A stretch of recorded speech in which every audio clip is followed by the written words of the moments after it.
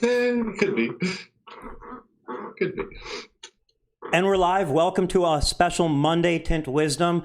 I am here with the man, the myth, the legend, Jason from Tint'er Brand, Tint Tuesdays, and quite a lot of other things. So welcome, Jason. Thank you. I almost got the man, the myth, the legend out in one shot, but I kind of stumbled on the legend part. I hear that a lot. Trust me, I hear it a lot. So before we get into why you're the man, the myth, the legend, I want to pull up the chat, give everybody a second to get in here. And yeah, everybody's starting to join the chat. I just want to remind everybody, obviously, I'm here chatting with Jason, but you're there in the comments. So any questions you have for me, for Jason, anytime throughout the live stream, just drop them in the comments and we'll get them asked and answered. And Jason, once again, thanks for doing this. I know you just got in from an airplane. You're in Arizona, yeah? Yep. Yep. Just I got here. I think the plane landed at actually 3:30. It got in a little early, so that was kind of nice. I didn't have to rush so much to get to the hotel. But I'm here. I made it in time for you, and I appreciate you setting this back an hour behind for me because I was stressed. Because you're like, yeah, let's do 5 o'clock, and I'm like, plane lands at 4. No worries. So I was a little stressed coming in, but that's all right. But I'm here. So what are you doing there? Why are you traveling? So my buddy Carlos, which is Texas Tint Masters, we started a deal last year in Florida where we're doing a tinter tour.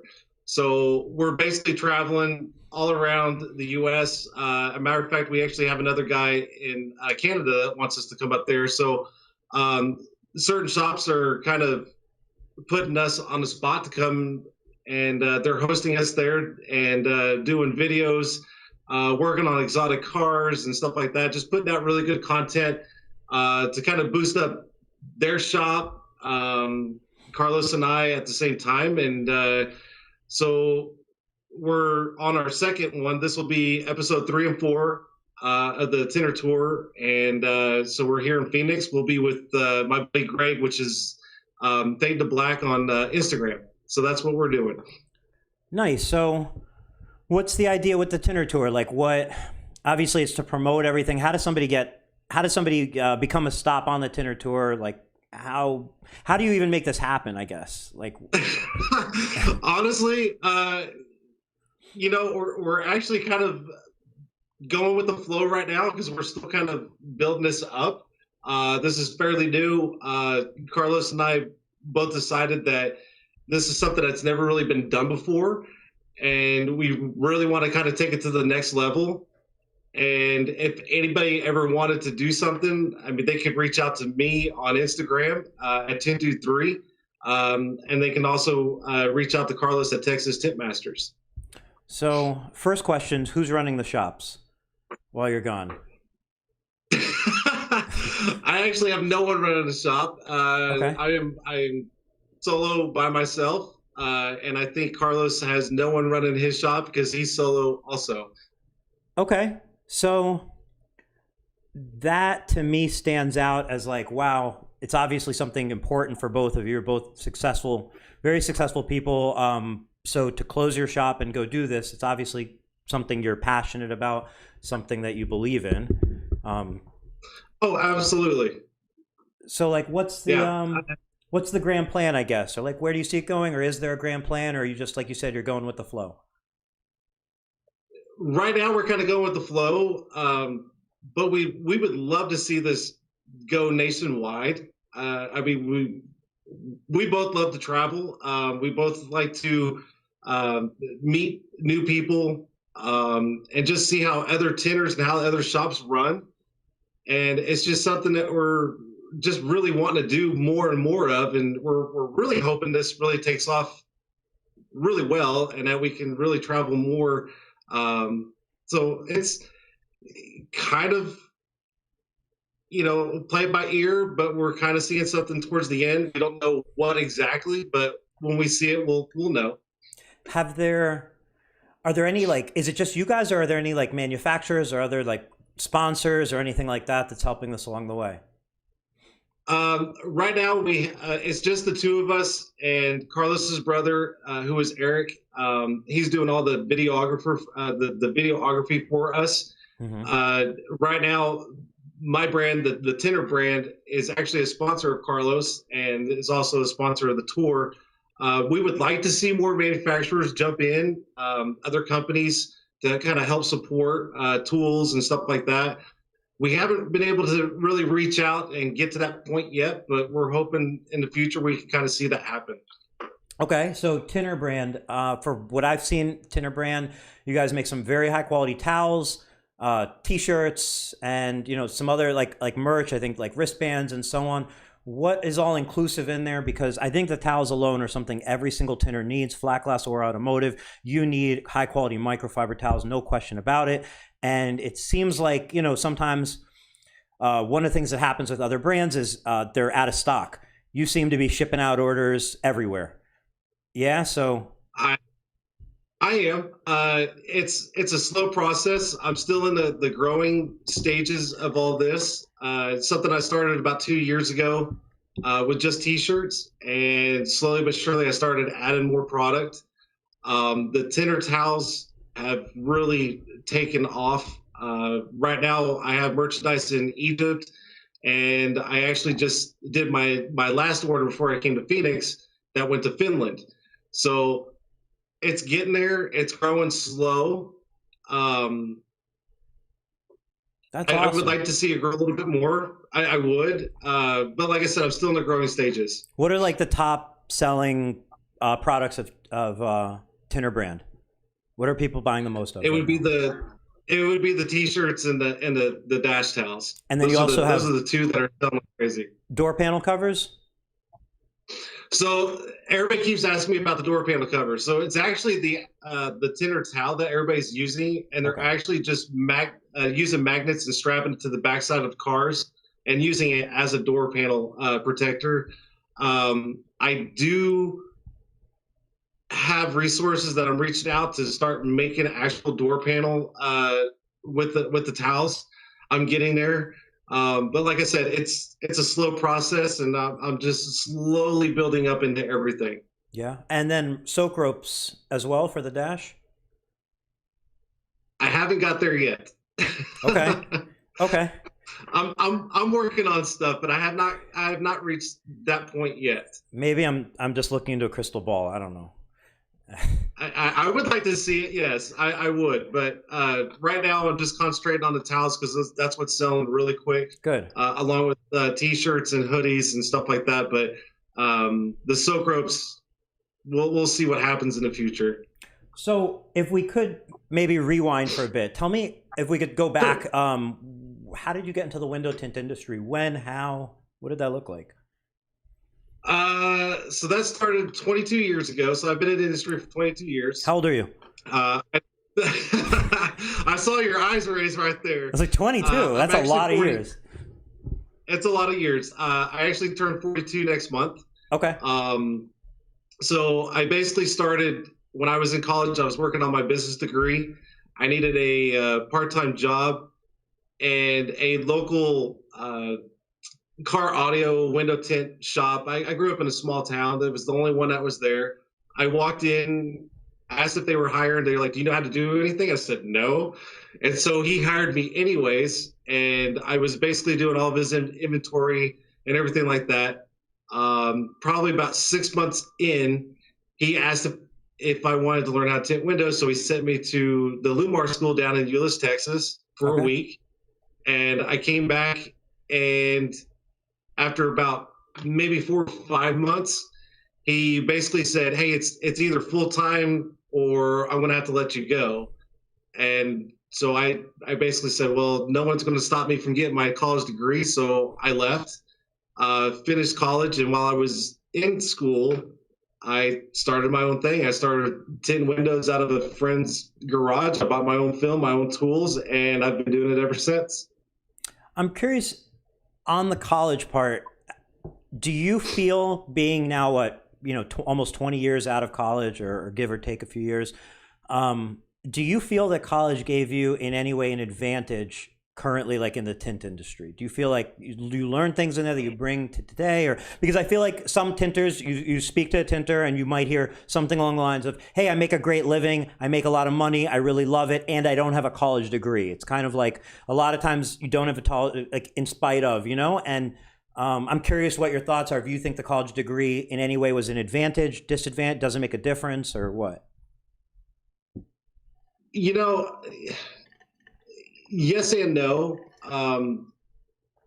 I think when I was in school and I started doing this, I was tinting cars in between classes.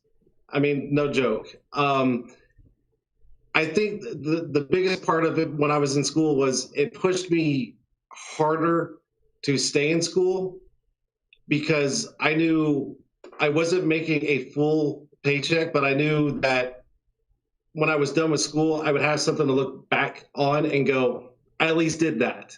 Sure. But money-wise, I don't think it really did much. I mean, I learned more of the business aspect of how to be how to run a business.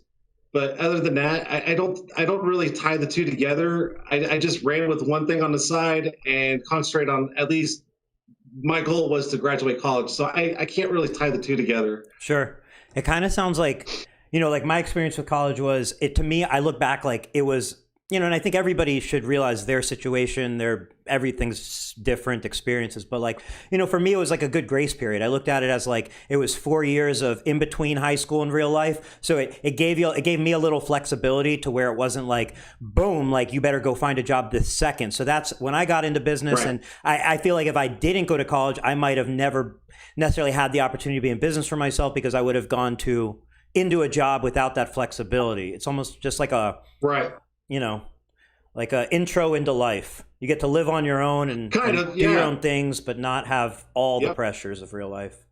Exactly. Yeah, I can definitely relate to that because I wasn't sure what I wanted to do. That's why when I was in school and I was just looking for just a job to keep me going. And when they sent me to tint school, I'm like, well, this guy just messed up. He sent me to tint school and then he let me go. And I'm like, well, I'm just going to start stealing business from him. So I kind of did. He didn't like that at first, but I mean, what's he going to do?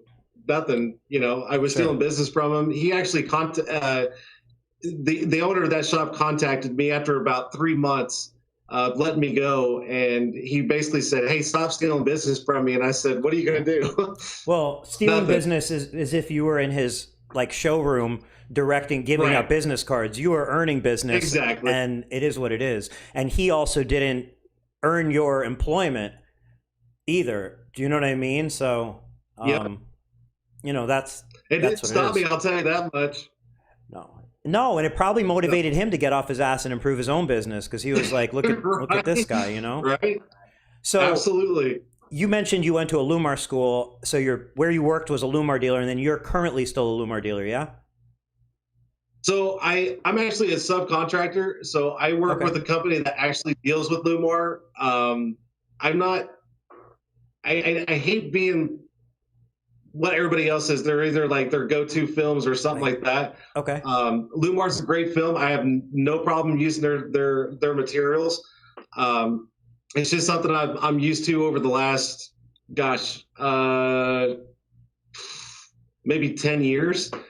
So I'm real familiar with it. So it's hard to switch, but I use it all the time. I use it every day. So and I don't want to in any way put you in like a Lumar category, like a category, like you know what I mean? Like, but because that's where it's going. I'm waiting. Everybody, I'm waiting for it.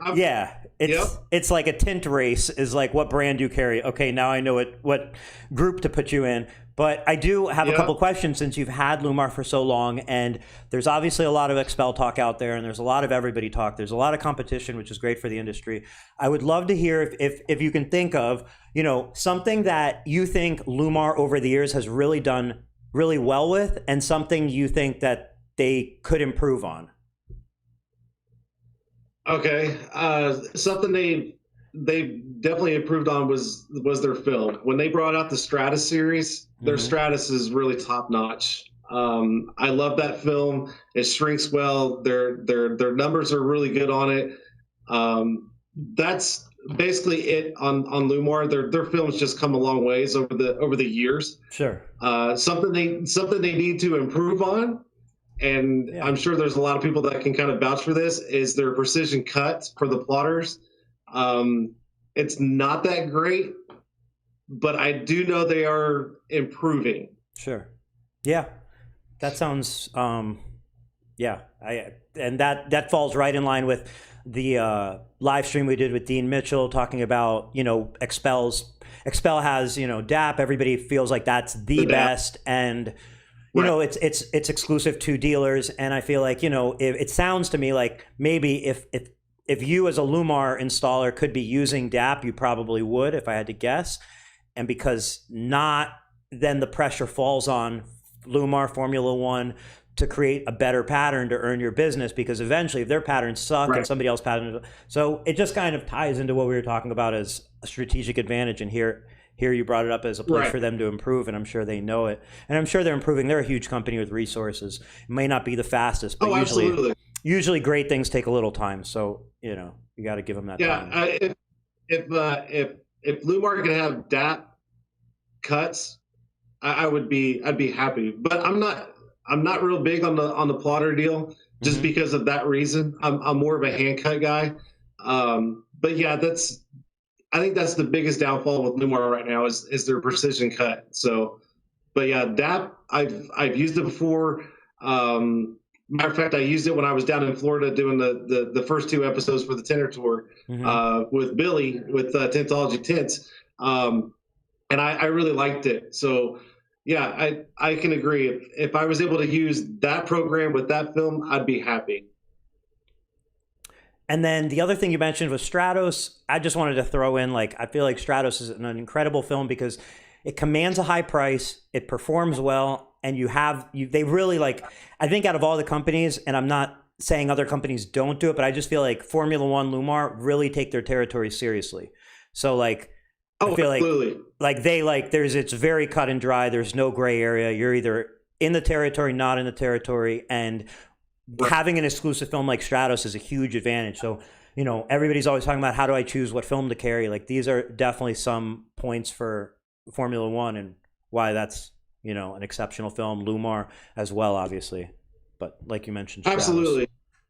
Yeah. So the shop that I contract with, he's one of the elite Lumar dealers, and he's probably the only one within I can't even remember the distance, but yeah, he's the only one that can carry the Stratus film, any of the Formula One series. So yeah, it is cut and dry. I mean, you're either going to have it or you're not, which is really nice.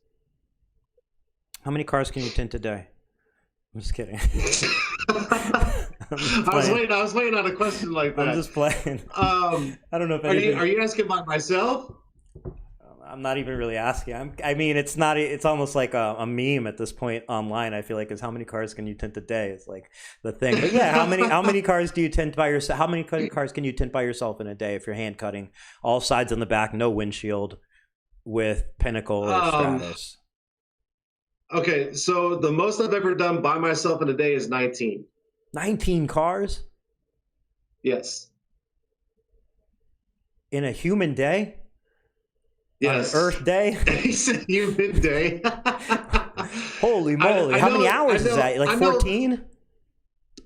I know there's probably people that are probably like, no, there's no way. But I did 19 in one day by myself. Okay, so it was a very long day, but I did it. You're a fast hand cutter, a hustler, and so on. That's clear as day. I'm pretty quick, yes. Chris Queen actually had a question in here. I'm just looking. My boy Chris. Yeah. He said, Jason, how do you grow such a sexy beard? I'm not even going to answer that. All right, I'll move on. That's just Chris being Chris. I don't know. It seemed like a fair question. But whatever. I don't know. I mean, good genes, I guess. I don't know. Michael threw in there. I'm curious if you're dyeing your beard at 42, because I know I'm starting to get gray. Yeah, and I'm 6 years behind you. and I'm already a little gray, so I don't know. No, I'm not dying it one bit. All natural. Mike Powell said, Jason, I appreciate the support you've had. You have had in me and friendship we have grown to. And Chamal Jose said, I've been using computer cuts. So far, so good. They're missing some vehicles. I need to go back to film to vinyl. Have you used any other cut softwares or just Lumars for the most part? I've only used the precision cut from Lumar. That's the only program besides DAP that one time in Florida. So they have a new system coming out called Core. Have you heard about it, or do you know anything? I've heard about it. Yeah, I've heard about it, but I haven't seen or I haven't heard anything about a release or anything like that, but I have heard about it. Are you going to the Lumar or the Formula One, the Select Pro meeting in Tucson, or no? In March? No, I think that's going to be when they release it, but I'm curious if anybody knows if it's primarily PPF or if it's a revamp of all, which I assume window tint would be in there as well. And right, and from my knowledge, it's like you were saying, it's a revamp for everything. I do know Lumar's spent quite a bit of money on their 3D scanning and everything like that. They're really trying to catch back up with all their patterns. So I think that's a revamp for everything, to my knowledge.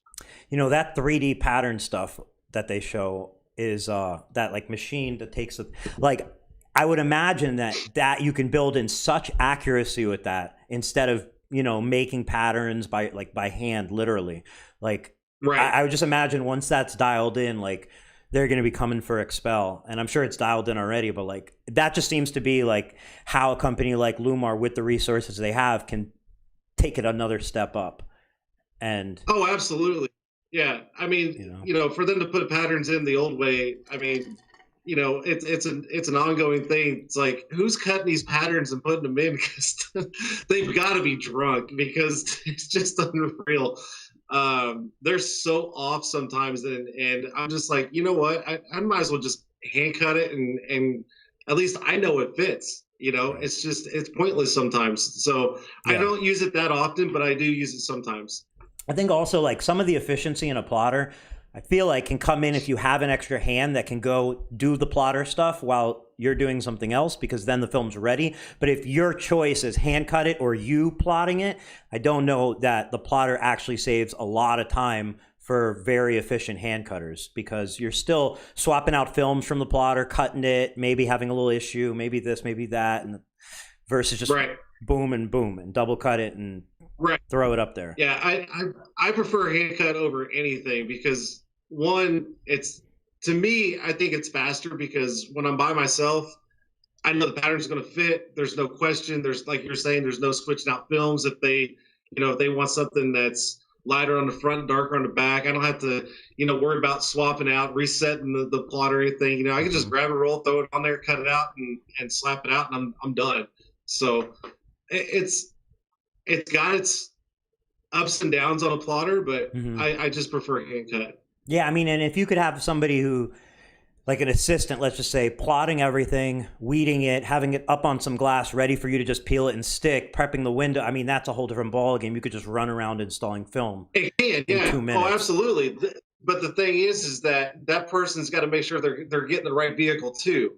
For sure. Because, you know, what is it? Chevy is absolutely horrible in a program, because they, you know, even with the newer vehicles out, especially the trucks, they precision, like Lumar's cut program, they are not putting the classics in there, and they just listed the classic in there. But sometimes the years don't match with what the classic body style is, and you'll go cut one, and it's like, oh, this is a classic. Well, how are you supposed to know that by looking at the vehicle? Yeah. It doesn't say it on the truck. So part of Core that I saw, which hopefully completely solves that, is you're going to be able to do VIN scans, like scan the little VIN. So like if you're scanning that VIN and it pulls up and it really works every time, then like, man, you don't have to figure out what sensors they have on their windshields and all sorts of nonsense. So that'll be cool. Yeah, I'm actually hoping this new thing for Lumar comes out and it's spot on. I really do. So what if, playing the imagination game, what if Lumar could Oh invent? God. So have you seen the I don't even know the term for it. It's like the film handler that like it maybe holds like 6 rolls of film. It's like, and then you can turn it, and then so you could basically have like 6 or 8 films, and then one goes into your plotter, and you can basically rotate. So instead of having one film behind your plotter, you have like, it's like a machine gun is like the only term I can think of, like where you like rotate it. So it's like a wheel, Like a revolver. like a revolver. Exactly. It's a revolver. And they have like a revolver of different films. And if somebody, Lumar or Expel, hint, hint, could engineer that to, you scan it, it knows which spot in the revolver has which shade and which film, and then it rotates it, plots it, and it's ready for you. It could be a big thing. And I know I just played the imagination game, but I did see the revolver thing, and if you could automate it, it would be pretty freaking cool. Yo, that would be a complete game changer right there.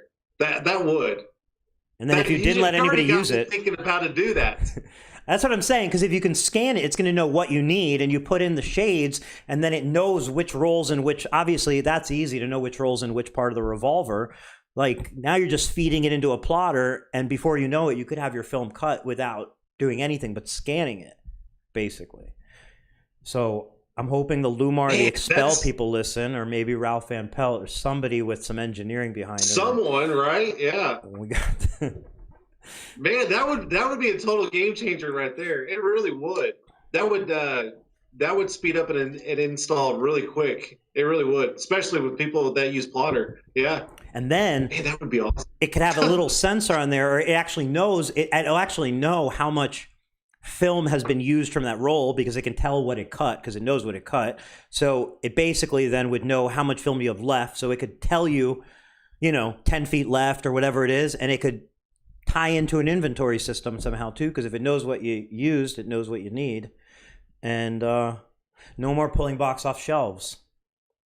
See, we should have talked about this before we went live, and then we wouldn't tell anybody, and then me and you could have came out with this and yeah, right. See, I don't know. You already spilled the beans. Now everybody's like, huh. I mean, I'll put it this way. I think the execution of it is more than the idea of it with anything. So if you can build the physical part, I'll chip in with the computer part, with the programming part, and we could still make it happen. But I would say there's endless good ideas out there, and there's way less people actually executing on them. It's all in the execution. If anybody's listening to this, we need to put a patent on it right now. Just don't let anybody take our idea.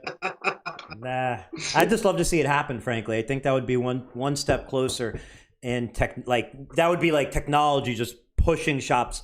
I mean, can you imagine if absolutely. If Expel came out with that? Let's just say they already have this momentum, or if Lumar came out with this and they use it to grab out, like, you would be crazy to not use this machine that cuts out your tint and gets it ready for you. So that would just absolutely. Game changer. To just be able to go and scan the car, and it's already there, and while you're prepping the windows, it's already spitting everything out. All you gotta do is just go over there, bring it over to your glass or your table or whatever, and all you're doing is just putting it on.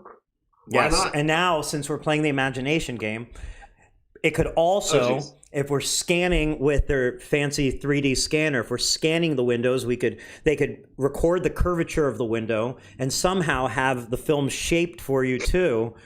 Pre-shrunk? Pre-shrunk. It should definitely be able to shrink it for you. If we're already making things up, it should be able to shrink it for you as well, because then all you do is cleaning the window and sticking it. You know how many installers I've talked to over 22 years that wish that even pre-cut kits were already pre-shrunk. And I think some, like 3M's doing that. I feel like 3M's already starting to sell pre-shrunk kits, right? Some companies are, but how fun would that be for, like you were saying, like a machine to actually it has to be pre-shrunk? Yeah, because you need it on demand. Everything. Gosh. And then you put that in, like, changer right there. You put that in a van, and like now you're really like you're changing lives, because you can drive around and do this and knock this out. You don't have to be cutting in the wind, and I don't know, just an idea. Man, I know. God, you got my mind thinking now. I'm like, I wonder how I can do this. I don't know, but I like playing the pretend game. I'm just I checking like through that the idea. I'm just checking through the comments. Go Lee said, ahead. sounds like some stoner thinking is going on. I mean, stoner thinking or just creative thinking. I don't know. I feel like, I think it's more creative. yeah, I don't know. But all comments are good comments. So I like it.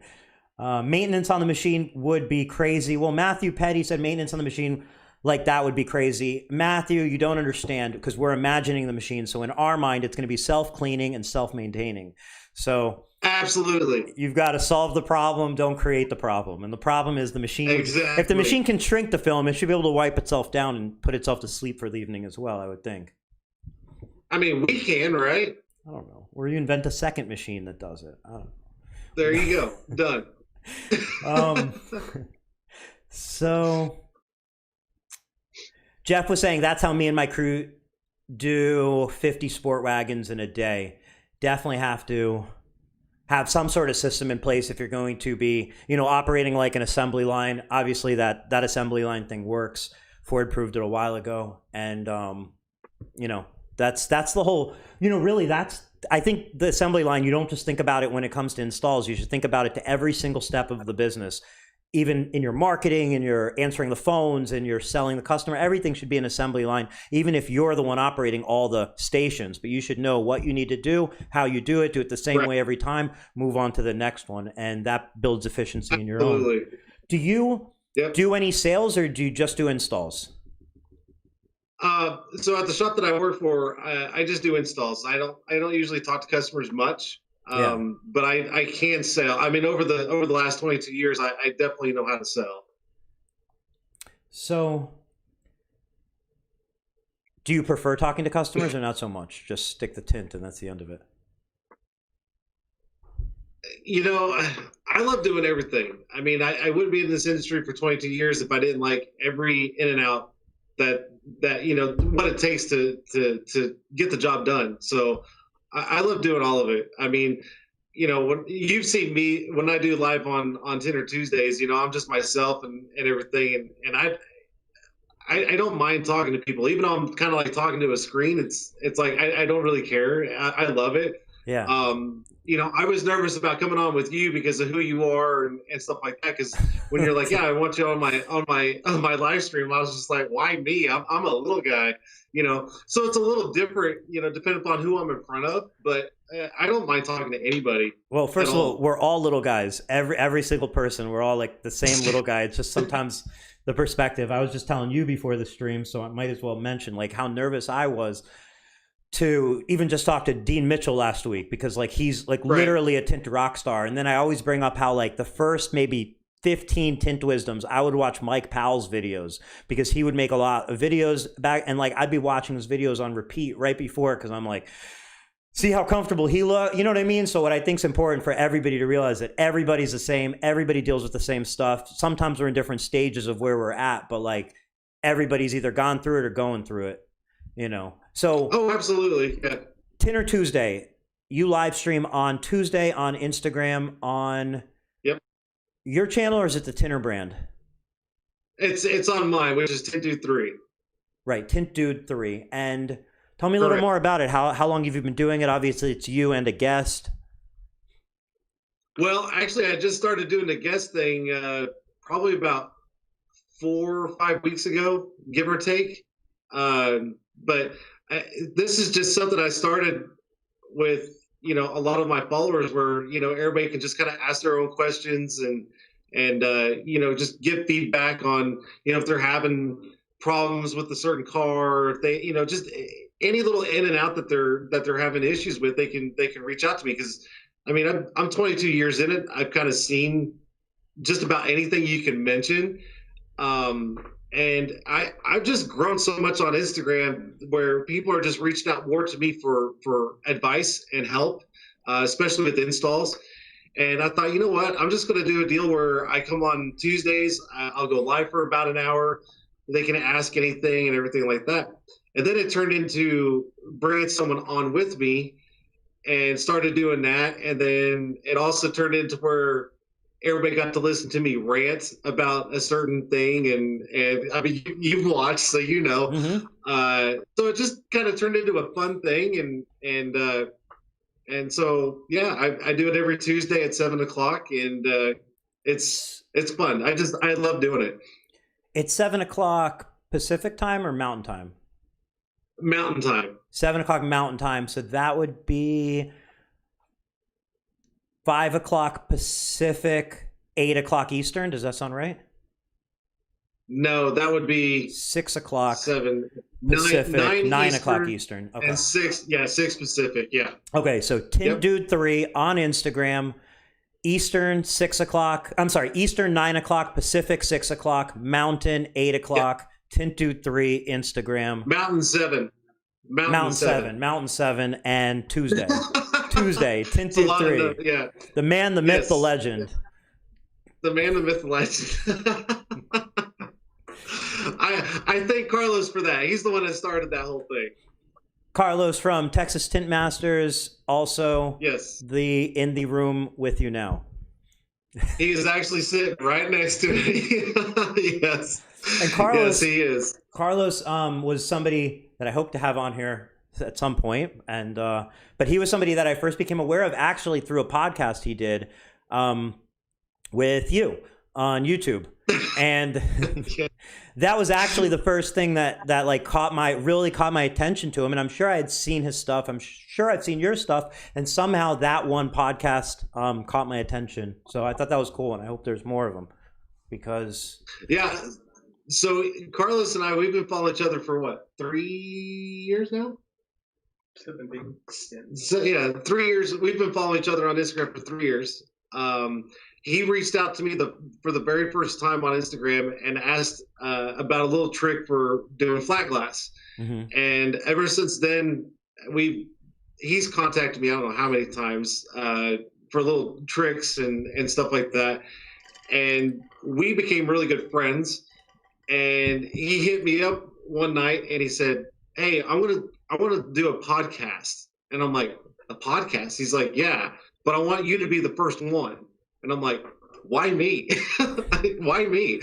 So he actually drove up from Houston, Texas, up to Colorado Springs, and we did a podcast right there in his hotel room. And yeah, it's on YouTube and everything. And then we did a second one a year later. Yeah, a year later we did a second one, and then we did a third one while we were in Florida. And then I think, are we going to do one here?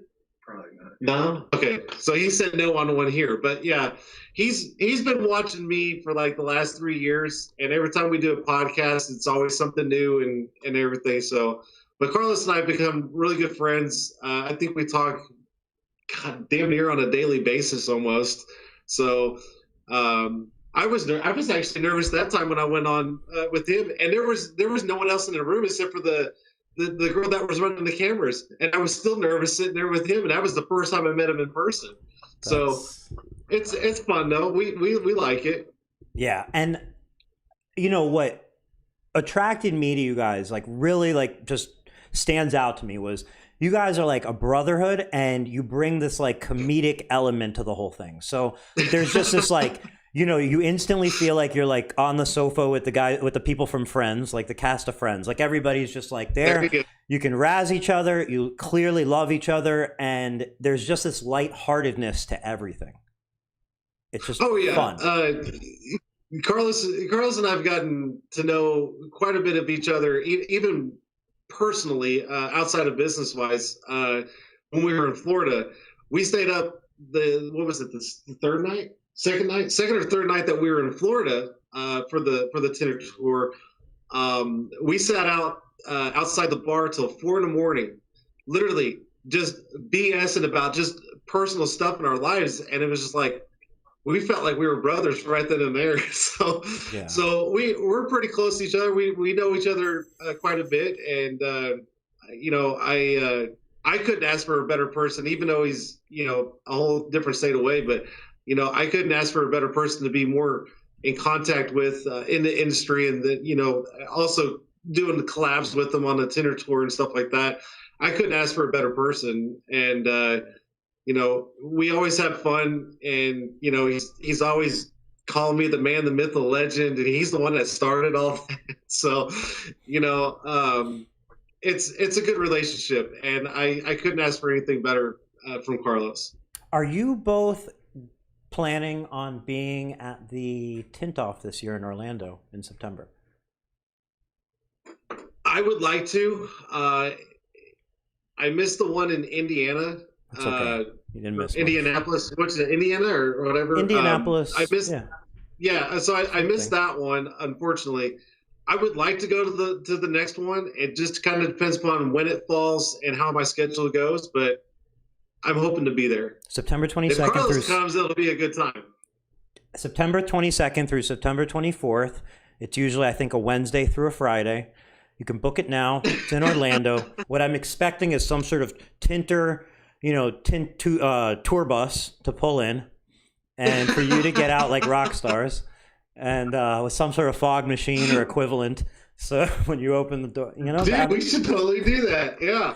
I'm just saying, even if you rent the tour bus in Orlando and you just drive it there, it's still fine. It doesn't matter. It's just. I say we do it. Yeah. He's sitting next to me shaking his head, going like this. Cool. I mean, September 22nd through September 24th. I bring it up because I think it's an opportunity. We have a lot of advance notice. It's an opportunity for everybody to get together, get to know each other, and there'll be a lot of fun stuff. It's Orlando, so it's going to have a bigger turnout than Indianapolis. I feel like for sure. Yes. Yeah. I'm hoping to be there. So we'll just see how the rest of the couple of months go, and if it lands right, then I'm definitely going to be there for sure. Can I mention the Facebook group? You can mention whatever you want. I don't know if it's like a secret Facebook group or not, but you have a Facebook group for tinters. It's Tint'er Entrepreneurs, right? And it kind of focuses on more of a business aspect of it. Yes. So I don't know. I just want to put that out there. You've had it going for maybe a few weeks now, maybe a month. 3 weeks, 2 weeks, 3 weeks, something like that. 3 but weeks, I'm a big proponent of joining all of the groups, and I feel like you guys are bringing another spin to the groups. It's not necessarily on how do I install a Malibu back window. Nothing that is wrong with that, but it focuses a little more on the business aspect of it. And sure, I think that's an underserved area of the window film industry is the business aspect of it. It's typically installation focused, and you're bringing another light to it. So Carlos hit me up one night, and he said, "Hey, I got this vision. I think we should start our own, Facebook group." And I said, "Okay, so what's your thoughts?" He said, more like you were saying, like more of on the business side, and where people could kind of ask like how to advertise and where to gain and all this. And I said, "Yeah, let's go ahead and do it." And so he built it. And so the two of us and also Billy, we're the three admins for it, and people are starting to kind of come on and start to kind of see things and everything. It's taken a little bit, but Carlos is very busy. I'm very busy, so it's kind of hard to hit everything that we're apart. And but we're getting there. It's a slow process, but we've got visions of where we want to see ourselves and everything. So we're getting there, though. Can I ask you on that? What where do you see yourself? Best case scenario, like your dream. Where are you in like maybe 5 to 8 years from now? How does it all kind of come together in a best case scenario? Because I feel like when you know where you want to go, you kind of start to gravitate towards that. You obviously have your hands on a lot of things, and they're cool and innovative and fun, and you'll probably find yourself, if you haven't already, going, oh my gosh, I'm doing so many things.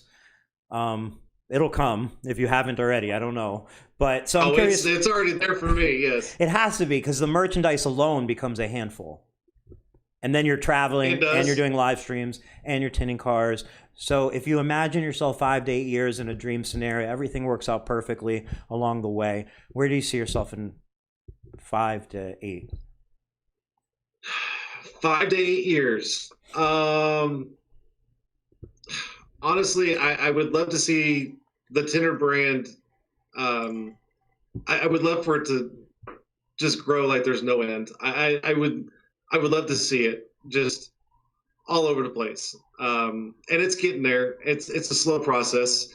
But for me personally, 22 years in this industry, I just don't want to. I don't want to tint 20 cars a day anymore. I'm kind of spent. I love to do hands-on training. I love to do one-on-one training with people. I would like to do more focused on that. And then, the Tint'er Tour, gosh, 5 years. He's over here laughing. He's like, yeah, 5 years. I know. I'm pretty sure Carlos can kind of agree with this.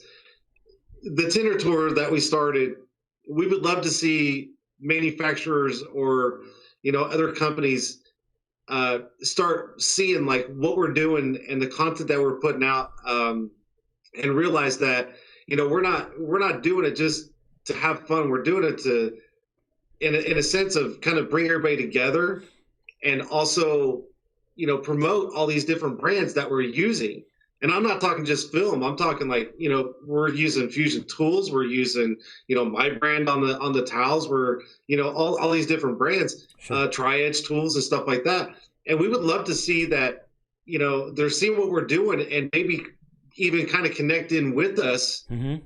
And, 5 years, oh, man, I would love to just, man, Like if 5 years from now you were doing an incredible amount of sales, touching a lot of countries and tinters' lives with your Tint'er products, and you were touring nationwide full time or part of the year, would that sound like maybe what sounds like a rock star tint life? I would love to be at that point. I would. And that's where I was kind of getting to. I would like to just be able to focus on those and not be stuck in a shop. I love to travel. I love to meet new people. I love to see how different shops run and how things operate, and just be part of that. And also just connecting all these different installers, because everybody does things differently, and they see, how a different installer does one thing versus what they do on a daily basis. And they're going, and I never thought about that. Well, because they've never been around another installer to see those, different ways. And I love doing that. I love connecting all these people. Carlos and I connected just by chance, and God, we've connected with so many people that we love every aspect of it. And I would love to see, what you said. I would love to see that, where I'm just traveling and doing this and just taking off with it.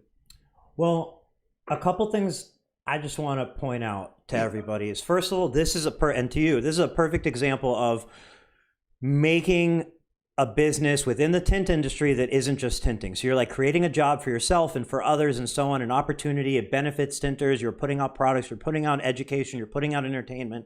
There's ways to make money in the tint industry other than just tinting. And I feel like as a whole, we need to, when we see other tinters doing stuff like that, we need to support them to the 110%, because what sometimes happens is you'd be like, so are you even a tinner, or are you just trying to sell some towels? Or like, are you even a tinner, or like, you know what I mean? Like, it becomes this like, what are you doing over there? And it's like, no, that helps the industry. It helps everybody. You're creating products, and obviously if those products are being purchased, that means people are benefiting from them, and you're creating entertainment and so on. And the challenge you have ahead of yourself is, and Carlos, I feel, only from my perspective, as far as the Tint'er Tour goes, is you have to continue to do it consistently, stay motivated. You're obviously taking money out of your pocket to make it happen.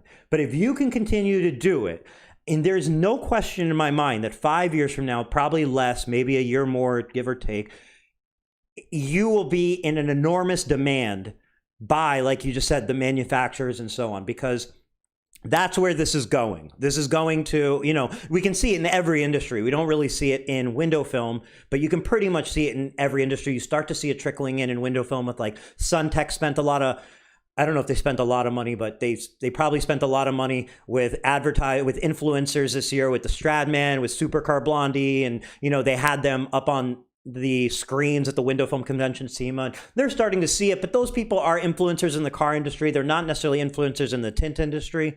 I'm sure a lot of tinters look at that and they say, I don't even know who that is. Ceramic Pro, recently they used Alex Choi in their marketing with his McLaren 720S to launch their Kavacha paint protection film. And, I saw it on Facebook, and I saw a lot of PPF installers throughout the country saying, what good is that going to do me? Who's this kid? Blah, blah, blah. Well, first of all, it's going to do you a lot of good. It's exactly the best type of marketing you could possibly do these days. But, you know, I feel like it's only going to evolve in a more niche way. And you're filling that niche along with some others that are providing, like I said, entertainment on window film and education on window film and so on. So I'd say as long as you don't find a point where it doesn't become economically viable for you to do, or you don't somehow lose motivation or life get too busy, you're putting yourself ahead of like where the wind's blowing. Like that is the right place to be. Yeah, and that's excuse me, that's kind of where Carlos and I are wanting to go. That's the whole vision of all of this. This is something that we talked about quite a few times on, you know, what we wanted to do, where we saw ourselves and stuff like that, and we're like, this has never really been done, and we want to take it to that level where people are going, we know what these guys are doing now, and that's the goal. That is the absolute goal. That's what we're trying to do.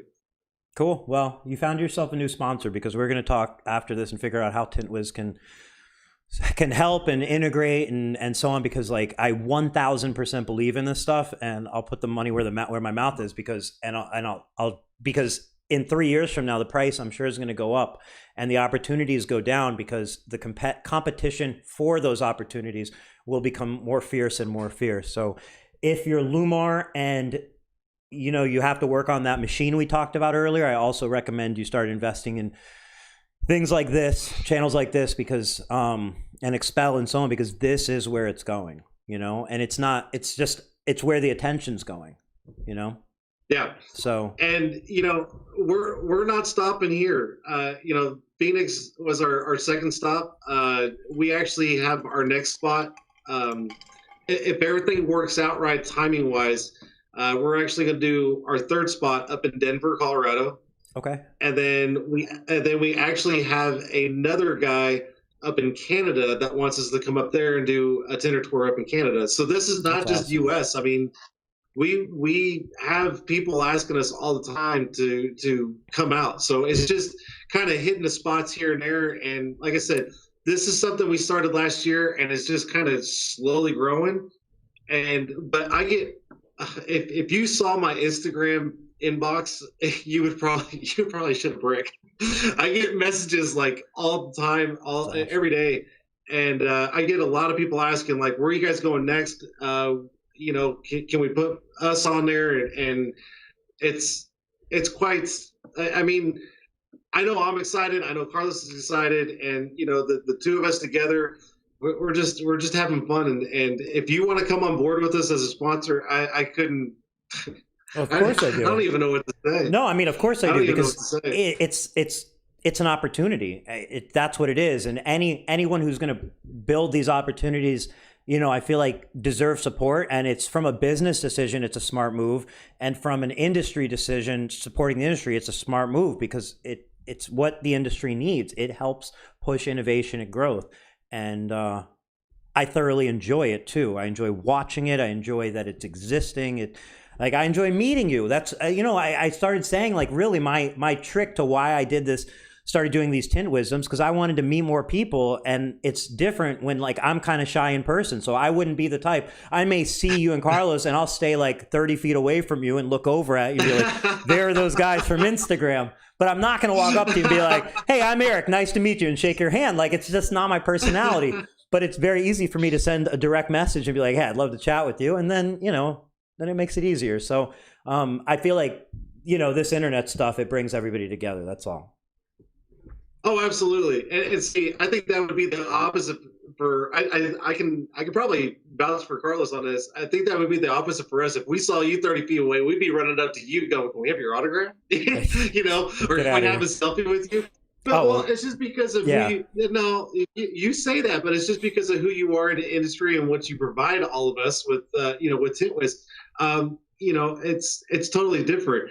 You know, like I said, when you asked me to come on, you know, to do this, 3 weeks ago, I've been nervous ever since. I'm like, I don't even know what to say to this guy. Like, you know, because I'm sure half the people that are watching or whoever sees this afterwards are going to go, "Who's Jason? Who's that guy?" You know, but I don't know. Like you were saying, the internet really brings a lot of people together, and that's what Carlos and I are trying to do. Is we're trying to bring the internet and also bring everybody in person at the same time. Because tomorrow, I've got one person from California that's coming in for the tour. He's coming here. Then we got the guy that's actually here hosting us. Then we got another guy that's here locally. Then another guy that's here locally that's coming in. And then possibly another person from California with him and his daughter. So, I mean, there's, you got people from all over doing different things, and that's what Carlos and I get such a kick out of this, because now we're not just talking over not even just over a message or even talking one-on-one like this on the internet. We're actually in person, and it's totally different. That's what we're trying to do is connect that way.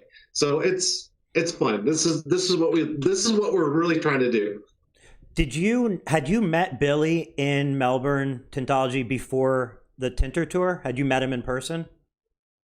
Never met him in person. He's been following me for quite a while on Instagram and vice versa.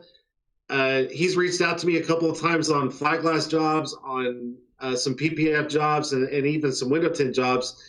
And he's reached out to me for different tools and different things, just little tips and tricks and stuff. So what happened is Carlos actually was planning on going out there to visit with him and do some videos and stuff. And then they brought me along, and then that's when the Tint'er tour started right there. They're like, well, we're just going to bring Jason in. We'll have him. And then it just kind of blew from there. But never met him in person before I even flew out there. And he actually picked me up at the airport. So that's nice. So yeah. How do you decide where you're going to go next? Like if you have, I'm sure a lot of people asking you, hey, are you coming here? Like what makes one place more attractive than another to you? Or like, how do you pick? Somebody wants you to come to their shop. What do they got to do?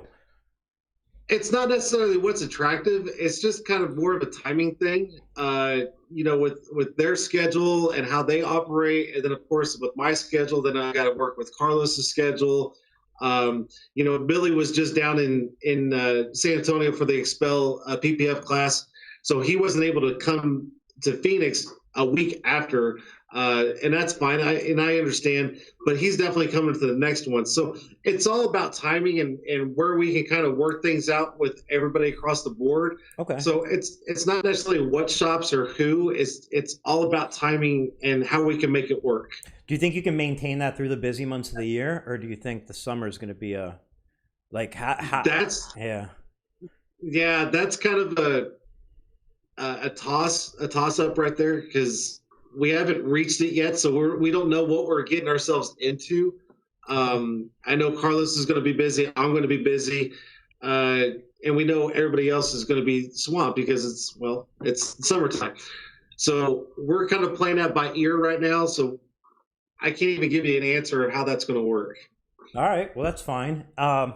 One more question on that subject. I'm just curious. How many stops do you aim for this year? If you had to guess, what do you think's going to happen? Carlos and I were just talking about that, and what we would like to do is we would like to do 6 a year. 6? Now, is that feasible? Yeah, is that feasible? I don't know because of the summer months, but that's what we would like to do. We would like to do one every 2 months, but okay, there's no telling.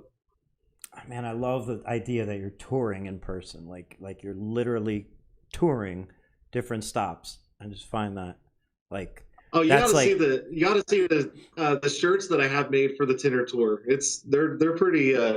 Carlos, grab me one real quick. They're actually pretty cool. So the Tint'er Brand is basically the number one sponsor for this whole tour. Okay. So I actually have gifts for everybody that hosts us on the tour, and then I'm also making shirts for everybody that arrives. So of course, the front of it just has the regular Tint'er logo like that, mm-hmm.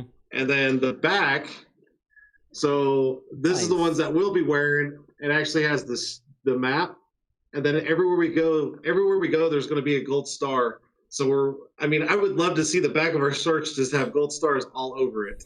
That's so dope. And like, I just again want to point out, like, what you did here was you created a business in the window film industry that wasn't tinting windows, and then you're taking the money, some of the money from it, and sponsoring your next move, which is, you know, this tour and the entertainment education aspect of it. So, you know, like, as like from a window tinter's perspective, when you're buying a tinter towel, you're not only buying a towel, but then you're help boost the tint tour, and you're helping boost your next ideas and your other ideas and how you want to expand this and so on.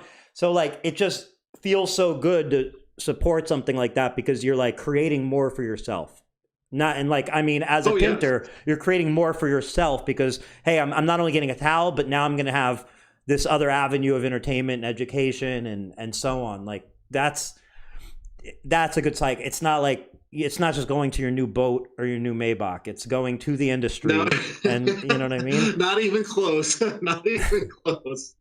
What year's your Maybach? Not only that, but it's also putting, you know, whatever company is hosting us, you know, we put them on a spot. You know, we throw them out all across all social media. We kind of help them in a sense as an advertisement for them, because, you know, they get to take the content that we do, and they can put it in their shop, you know, on a TV in their lobby, and they're, you know, it's just good business all the way around. You know, I know Carlos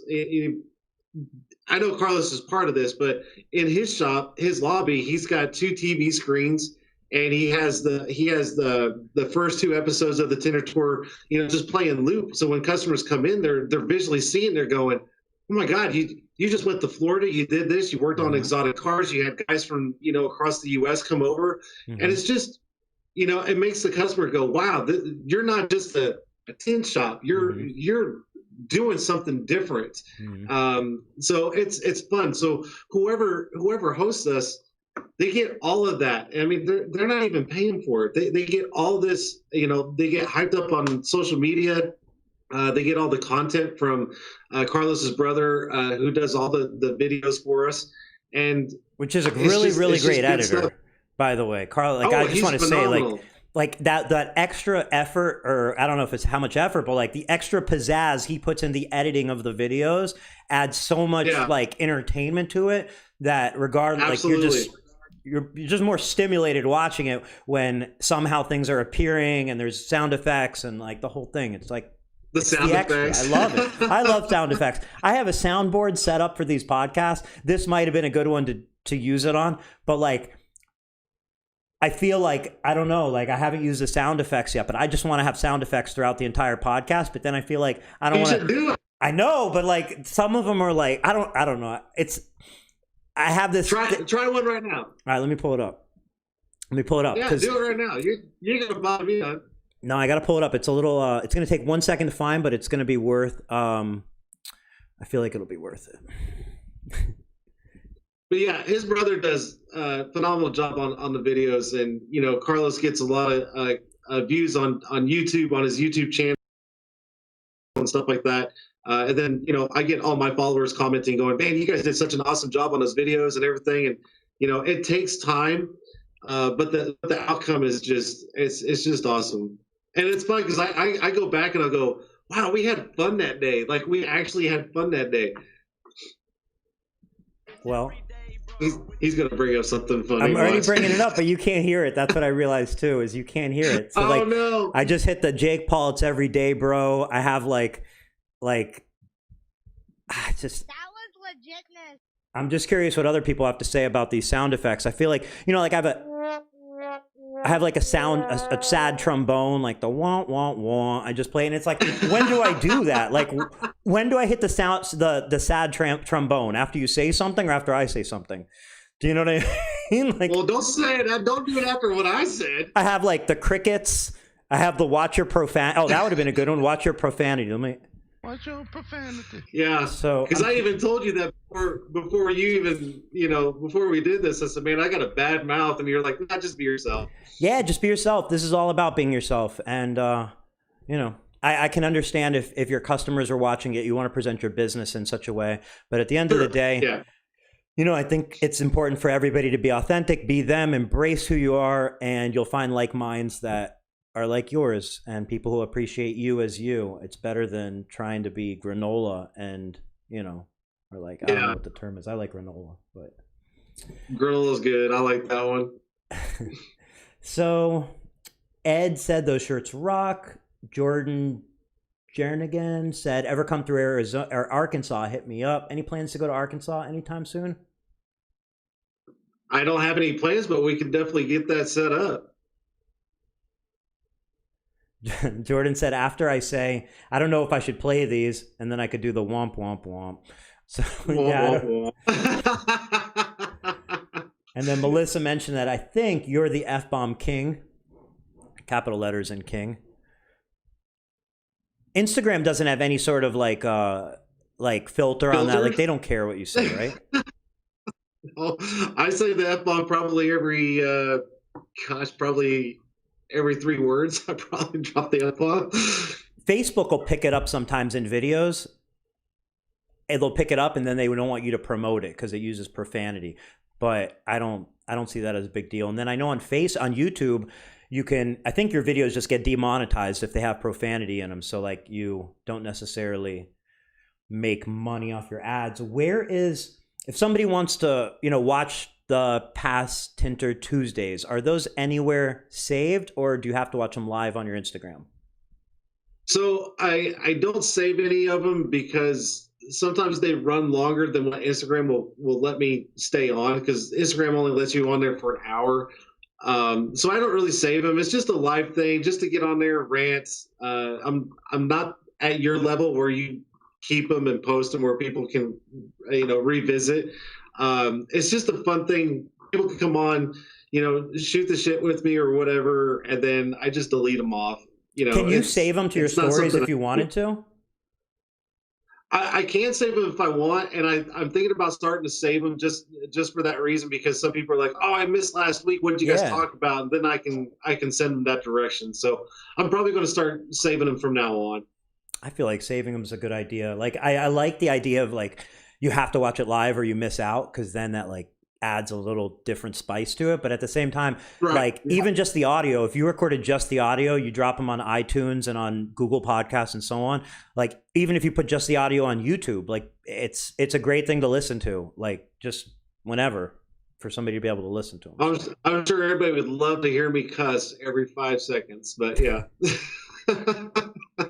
So Chris Queen said, doing them on YouTube, Jason. Yeah, you got to put them on YouTube. Yeah.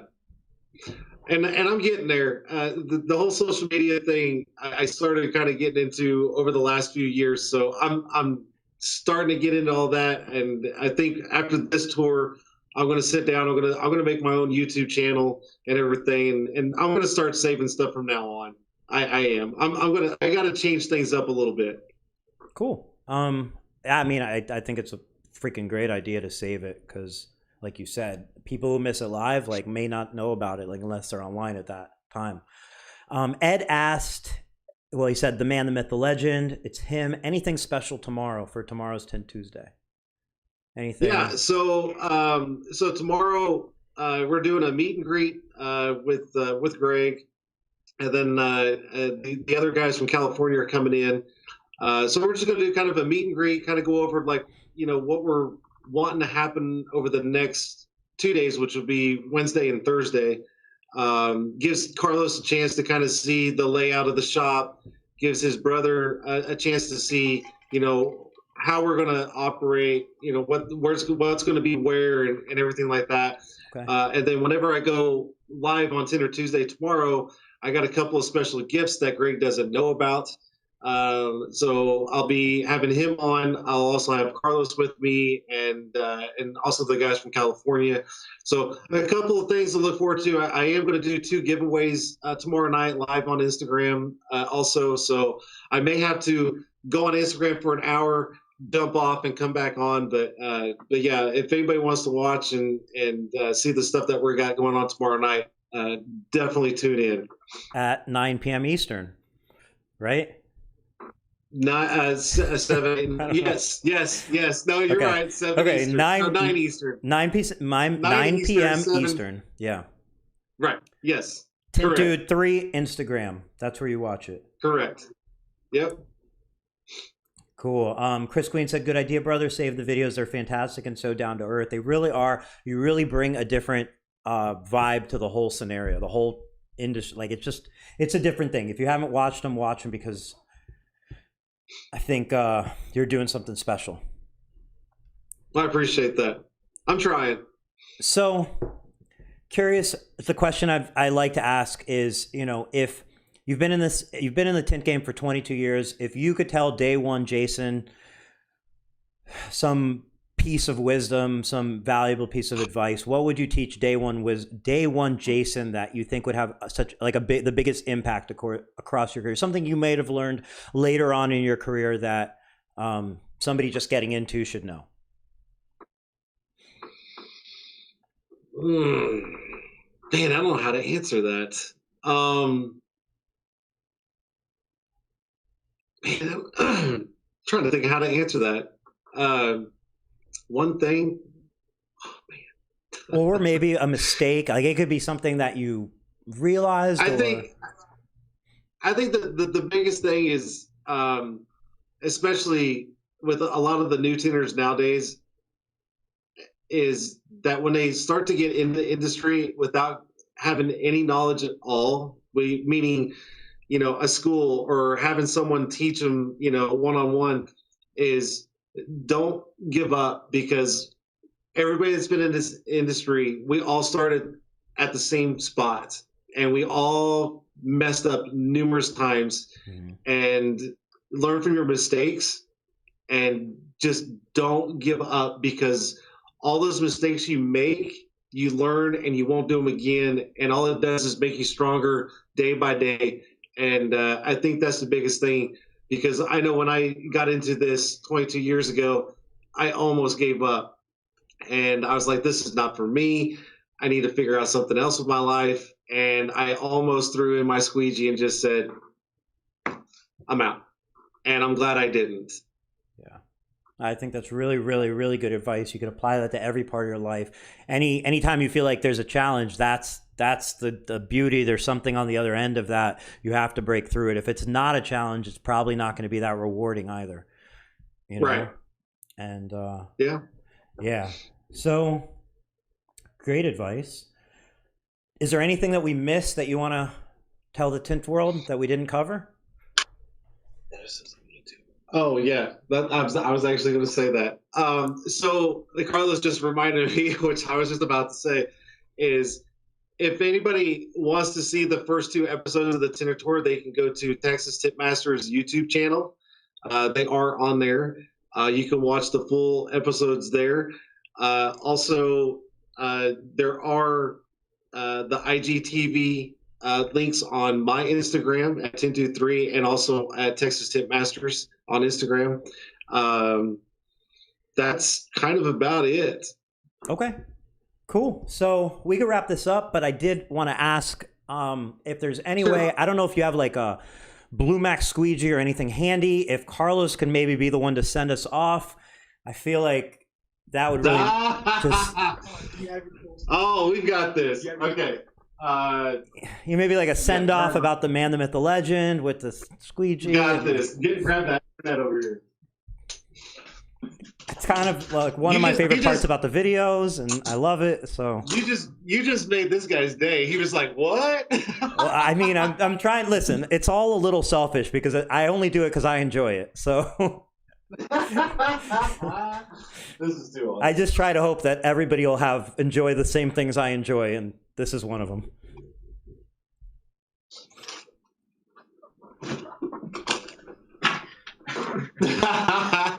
All right, this is Carlos. This is Texas Tint Masters. So his sign on and sign off is of course the Texas squeegee. Unfortunately, I don't need a big squeegee to get the job done. But that's all right. We're not here to judge. But yeah, here's Carlos. I'll let him do his thing. So yeah, go for it, Carlos. All right. So if you guys want to keep catching on to more Tint Wiz live streams, follow at Tint Wiz. This has been Jason, the man, the myth, the legend, at Tint Dude 3 on Instagram. This is Carlos, the Texas Squeegee, signing off, and I'll see you on the next one. Thank you so much, Carlos, for the send-off. Thank you, Jason, for doing this. And thank you for having me. My pleasure, really. We're going to do this again, hopefully really soon. And thanks for everybody who watches, whether you're watching live or after. I sincerely appreciate it.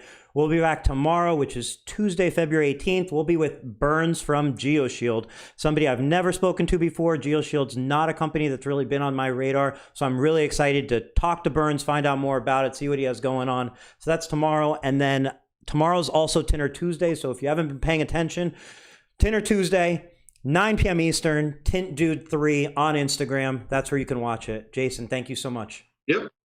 Appreciate it. Thank you. All right. Have a good night, everybody.